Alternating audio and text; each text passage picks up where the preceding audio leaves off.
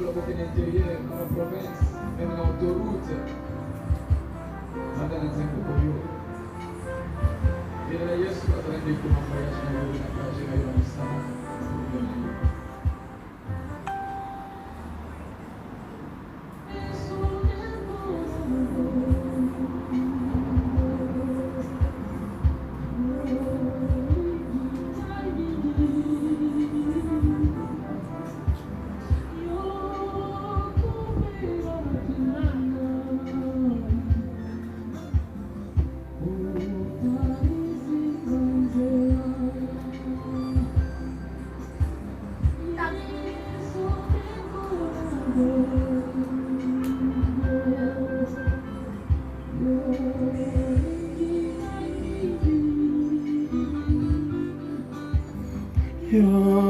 Yokufela kingai Yotarisinga isela Ngai nalingi nkolo Yesu Haleluya la Yesu Ngai nalingi nkolo Alléluia la Jésus.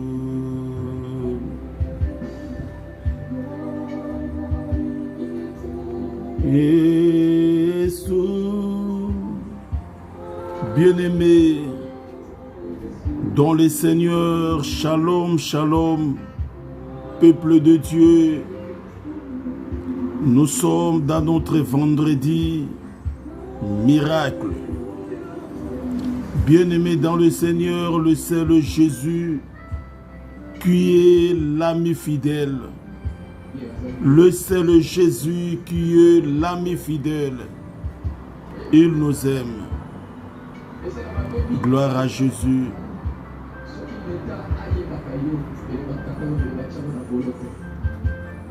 Il y a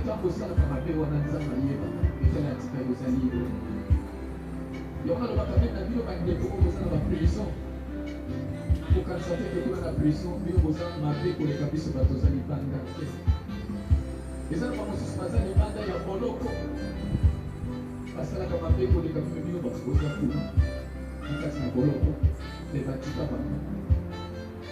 Il y a souvent pour l'État, il y a des gens qui sont embêtés. Il faut là, c'est ça, on est ensemble dans l'État. Ils ont besoin de s'enfermer sur l'État quand ils sont tous. Ils sont pico.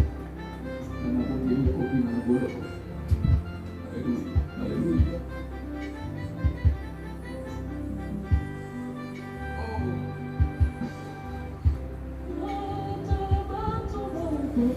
Ata bato bakoboya yo kolinga satana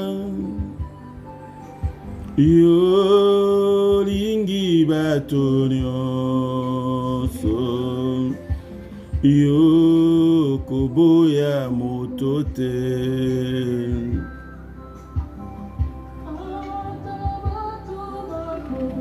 Ata bato bakoboya yo bakolinga satana yo lingi bato nyonso yo koboya moto te. Alléluia ngai nalingi nkolo Yesu. Alléluia na Yesu. Ngai nalingi nkolo Yesu. Alléluia na Yesu.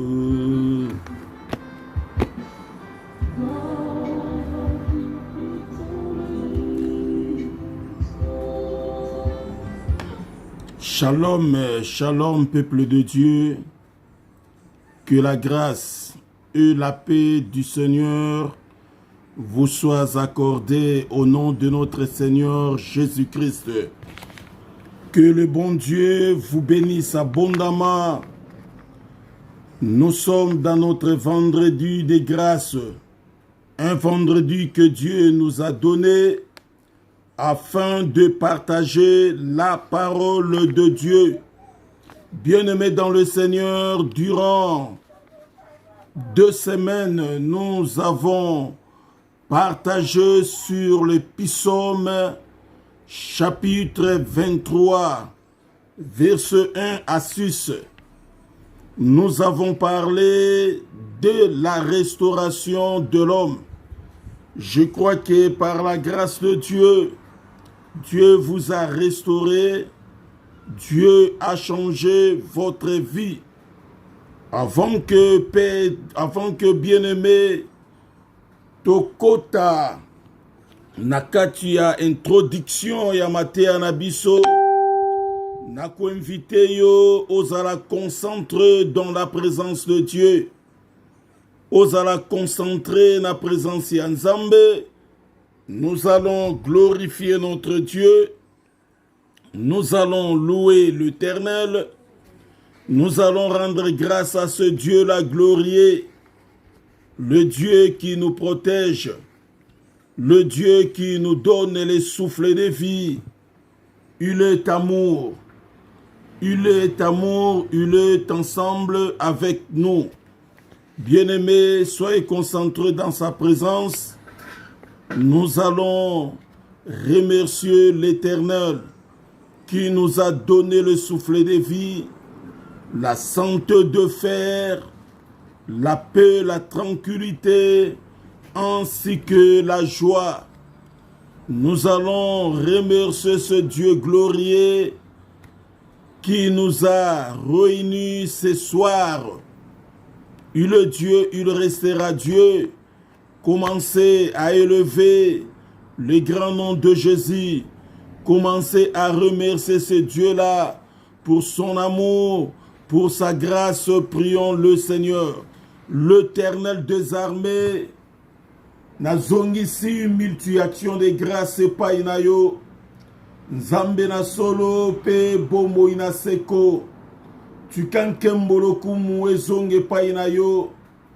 Nzambo oyo azali na makoki ya kosangisa bomo ya bana na bato. Nzambo oyo azali na makoki ya kosangisa bomo ina biso. Yahweh nazongisi lokumu epai na yo. C'est sur ta parole que tu avais dit, là où 2 ou 3 sont réunis à ton nom, tu es au milieu d'eux. Nous croyons dans ta présence, notre Dieu, car sans toi, nous ne pouvons absolument rien faire. Seul qu'avec toi, Jésus, nous ferons des exploits et tu écraseras nos ennemis. L'Éternel des armées donne réaliser ta présence au milieu de nous. Donne réaliser ta présence ce soir parmi nous, tes enfants. Yahweh, kozanga yonkolo tokosale lo kote. Elongona yonde toali kosala bikamwa pe aminene. Yahweh, kutisankembo na yo na tango yo. Que le Saint-Esprit de Dieu est banako kamba bisonkolo. Que le Saint-Esprit de Dieu ait localisé chacune de tes brebis. Que le Saint-Esprit de Dieu ait localisé chacun de tes serviteurs.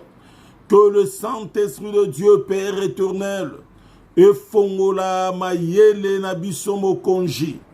Ozanzambe yokotika la nzambe. Yahweh okumama osanjora manayo. Merci pour la kokamba bomo inabiso bana nzambe. Kamba biso na sena shekina na yonkoro. Kamba biso na emana yo mokonj na bikamwa. Kamba biso Yahweh na bibele. Ozanzambe yo kotikala nzambe. C'est toi le bon berger. C'est toi le conducteur de notre vie. L'Éternel des armées. Na jongi sinkembolo kumwe paina yo.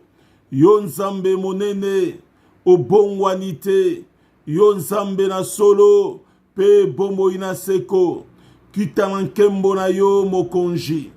Kitanankembo na yo le sang d'Israël. Kitanankembo na yo Jésus de Nazareth. Kitanankembo na yo l'étoile brillante du matin. Ozanzambe yo kotikala nzambe. Kembolo kumo zonge pa na yo pona nguya na yo likolo na bomo ina biso. Kembolokumu ezonge pai na yo pona misala na oya kitoko Yahweh. Kembolokumu ezonge pai na yo nzambe oyo asutenaka bomoi na biso mokolo na mokolo. Napesi yo merci pe na netoli kombo na yo. Oza nzambe yo kotikala nzambe. Sensibiliser et localiser ton peuple, Père éternel. Que la parole de ce soir, Yahweh, eye banako saisir bomo ya moko na moko Yahweh.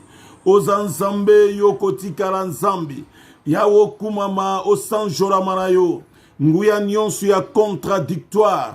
Oyo etatoli kombo na yo te. Oyo nyonso nkolo ealiko confesse kombo na yo te. Nguya nyonso ya ba monde kabbalistique. Ya ba monde pandeminium. Oyo nyonso nkolo ealiko ya na contradictoire. Na bomo ina biso bana na nzambe. Ezala mosika na biso na kombo na Yesu. Que le fait de l'Éternel, que le fait de Dieu, et kende kozikisa, et consumé toute puissance maléfique, toute puissance démoniaque et satanique, ezala mosika na bomo ina biso na kombo na Yesu. Yahweh kamata na orokumu mokonji na bikamwa. Netorama na yo oza nzambe, yo kotikala nzambe. Na pesi yo merci pe na pamboli kombo na yo. Joana orokumu mokonji na bikamwa. Pe netorama na yo. Nzambe na solo pe bomo ina seko. Merci pour la lipamboli à vendredi à l'elonkolo. Merci pour la kobatera ba mabota na biso mokonji na bikamwa. Yo batela kabatata na biso. Yo batela kaba mama na biso nkolo. Soki yo baterite Yahweh. Mokengele aliko kengela zo kengela sena mpamba. Mo bateri malamu ezali yo. Mo pesi na kimia ezali yo. Yahweh na jongi silo kumwe pai na yo. Oza nzambe yo kotikala nzambe. Kembolo kumwe zonge pai na yo. Le Dieu véritable et la vie éternelle. Au nom de Jésus. Au nom de Jésus. Au nom de Jésus. Que le feu de Dieu. Que le feu de l'Éternel. Que le feu du Saint-Esprit. Ezikisa. Etumba. Mi pepe nyonso. Oyo ya mabe ya bokeseni. Yahweh na jongi silo kumwe pai na yo. Na kombo na Yesu. Oyo azali mokonji. Pe mobikisi na biso. Gloire. Gloire. Gloire à l'agneau. Oh gloire. Gloire. Gloire. Gloire à l'agneau. Car il est glorieux et digne de régner l'agneau. Et souverain, nous élevons nos voix pour t'adorer. L'agneau est souverain. Yahweh, tu es souverain dans notre vie. Ozali oyo aliko soutenir bomoya peuple na yo. Bien-aimés dans le Seigneur, sensibiliser nos bien-aimés, sensibiliser nos frères et nos sœurs, afin qu'ensemble nous écoutons la parole de Dieu. Pourquoi? Parce que la Bible nous dit, la foi vient de ce qu'on attend, et ce qu'on attend vient de la parole de Dieu. En dehors de la parole de Dieu, bien-aimés dans le Seigneur, il n'y a pas la vie.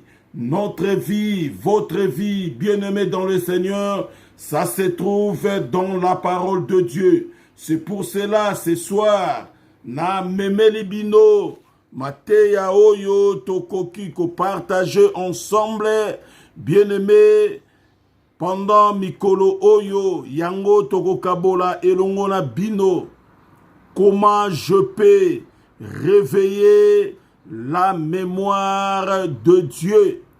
Ndenge nini nakoki kolamusa makanisi ya Nzambe kati na bomoi na ngai. Bien-aimé, aujourd'hui, je voudrais donner que l'introduction plutôt sur ce message.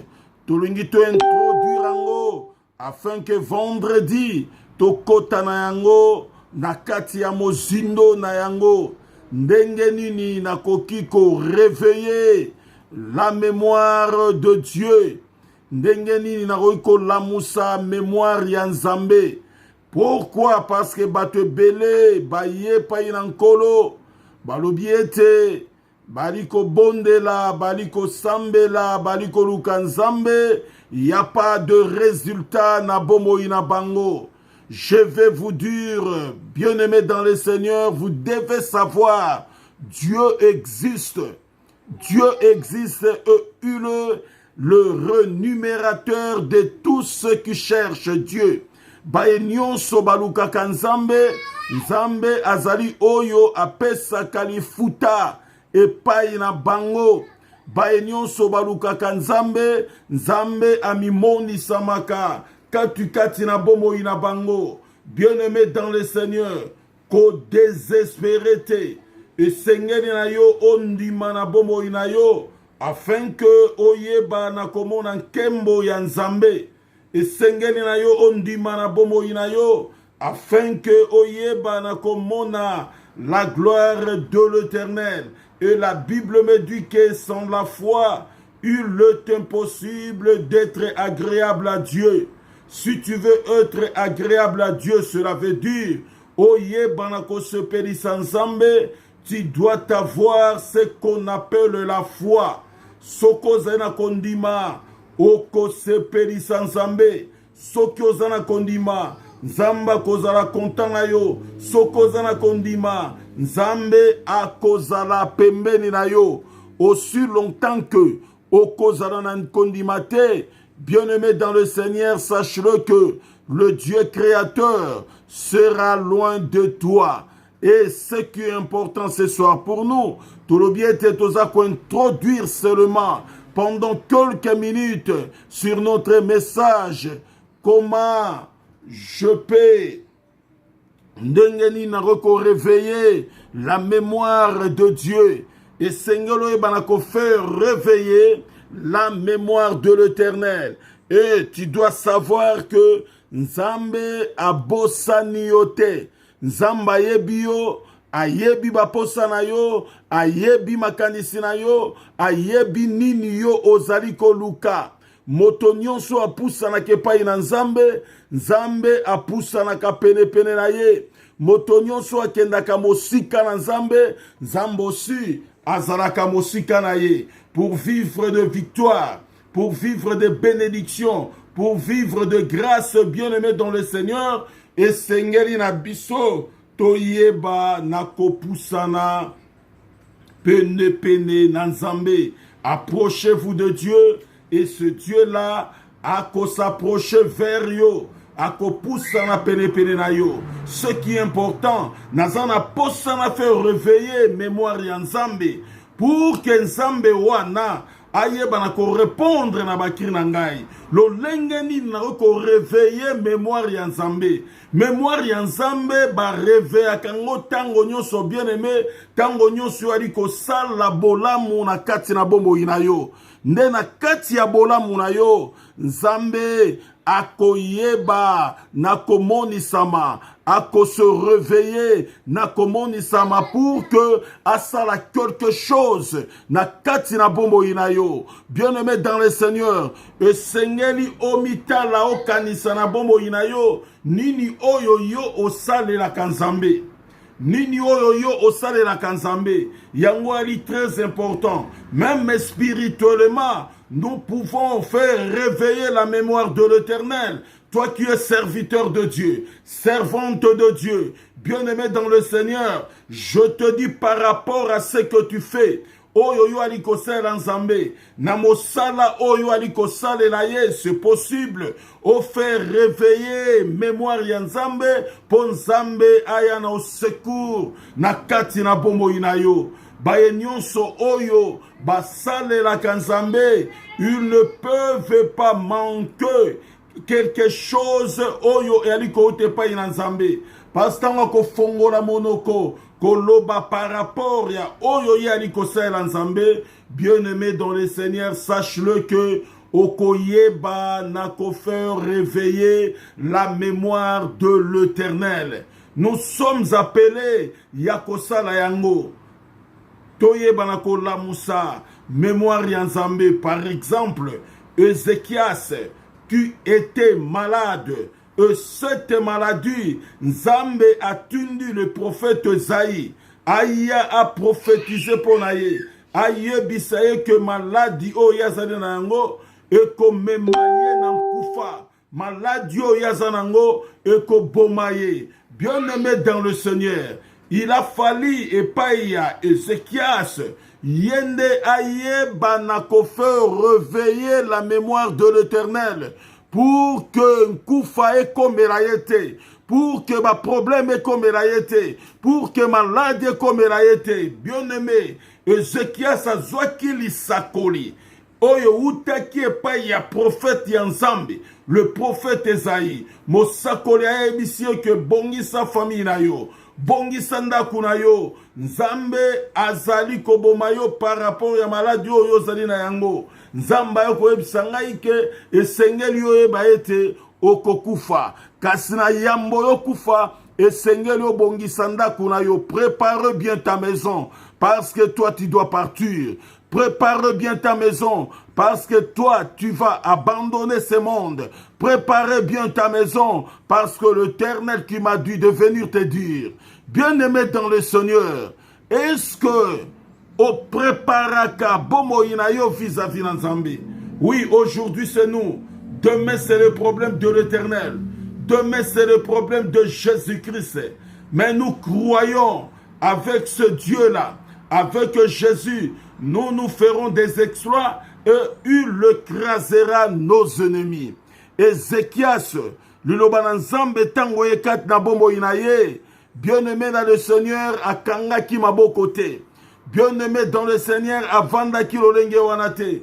Il a fallu epai na Ézéchias ayeba nakola musa mémoire ya Nzambe. Ezali lokola en quelque sorte ali koyebisa Nzambe oza kobosa na makambo oyo ngai nasala mpo na yo.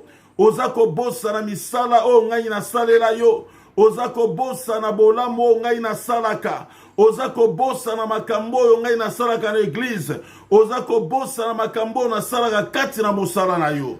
Bien-aimé dans le Seigneur, Ézéchias azwaki elongi na ye, atiaki contre mire mpo na kolela liboso na Nzambe, mpo na kosenga epai na Nzambe, koyebisa epai na Nzambe ke nakokufa te, l'Éternel des armées. Nakokufa te, souviens-toi de moi. Souviens-toi de moi. Kanisa makambo na sala mpo na yo. Kanisa misala na yo o ngai na kamata Nzambe. Kanisa ngai Yesu Christo. Comment cette maladie peut m'amener à la mort? Oh l'Éternel, souviens-toi de moi. Souviens-toi de moi. Souviens-toi de moi. Bien-aimé dans le Seigneur, est-ce que toi tu peux dire à l'Éternel de se souvenir pour toi? Okoyebisa Nzambe akanisa yo na bombo ina yo. Okoyebisa Nzambe akanisa yo, bien-aimé dans le Seigneur. Naebite, si tu peux parler à Dieu de penser pour toi. Ndengeni na ko faire réveiller la mémoire de Dieu. Yango ezali important na tina na bombo ina biso. Ezana balo lenge bele ya kolamusa mémoire ya Nzambe. Kasi makambo yo tokokota na yango na dimanche. Mais pour lelo, nous donnons quelle introduction. C'est pour cela que je vous ai donné l'exemple de Ézéchias. Oyo ayambaki maloba. Malobe nye komemaye na nkufa. Kasi Nzambe ayebaki nakosala ye faveur. Nzambe ayebaki nakokanisa na tina na bombo inaye. Bien-aimé, vous devez savoir que le Dieu qui t'a créé, lokola yo opansaka, Nzambe wana pe apansaka. Lokola yo lobaka, Nzambo yakela yo pe alobaka. Lokola yo imaginaka, Nzambo yakela yo pe aimaginaka. Bien-aimé dans le Seigneur. Bien-aimé dans le Seigneur, est-ce que tu peux dire à Dieu, souviens-toi de moi. Tu peux dire à Dieu, fais quelque chose pour moi. Tu peux dire à Dieu de changer l'histoire de ta vie. Ézéchiel, aumelaki na kati na boloko, aumelaki na kati ya kasho, mais bien aimé, Nzambe azana bomo izamba kosakate. Ézéchias afukami, visage contre mire, abandiko bondela, epai na Nzambe, abi Seigneur, souviens-toi de moi, souviens-toi de moi, souviens-toi de moi, Ozanzambe, Ozanzambe, Ozanzambe, Azana makoki bien-aimé, de se souvenir natina na bomo inayo. Kota na kati agenda na yo spirituel. Banda kota la nini oyo salaki pona nkolo. Nini oyo salelaki Nzambe. Bien-aimé soki yo kokotisa Nzambe nyongo. Sache-le que tangu yo kolela liboso na ye, okoyeba na kolamusa mémoire ya Nzambe. Tango yo kobondela liboso na nkolo, okoyeba na kolamusa mémoire ya Nzambe. Nzamba vandaki na ye, mais Ézéchiel aliko sambela. Pe alikoloba nkolo kanisa oyo ngai na sala pona yo. Nkolo, souviens-toi de moi, Seigneur. Ne m'abandonne pas. Ne me laisse pas. Souviens-toi de moi. Bien-aimé dans le Seigneur. Nzambe a ses souvenirs. Nzambe a kanisiye. Nzambe a ses souvenirs. A kanisiye, bien-aimé dans le Seigneur. Il Dieu. Il restera Dieu. Okumama. Osanjura manayo, ozamalamu, ubumwelite, Yahweh, zwana yolokumu, netura manayo, ndengelini, nakoki ko faire réveiller la mémoire de l'Éternel. Surtout que l'introduction, oyo nalingaki to partager elongo na bino, yango ezalaki kaka, poyo oyebake, oza na capacité, oza na makoki, oza na makambo yo kosala que au réveiller la mémoire de l'Éternel. Bien-aimé, c'était ça l'introduction de notre message. Le dimanche, tokomonda yango que Nzambe azana balolenge belé a semer potaka, bien-aimé dans le Seigneur, a changeaka, bien-aimé dans le Seigneur, et sengeli na yo oyeba na ko pleuder kolela epai na Nzambe wana. Azamalam na tina na bomoi na biso, yenda zana makoki ya kosala nyonso na tina na biso. Que la grâce et la paix du Seigneur vous soient accordées au nom de notre Seigneur Jésus. Bien-aimé dans le Seigneur, Tokutani, le dimanche à 21h. Que la grâce de Dieu soit avec vous. Amen.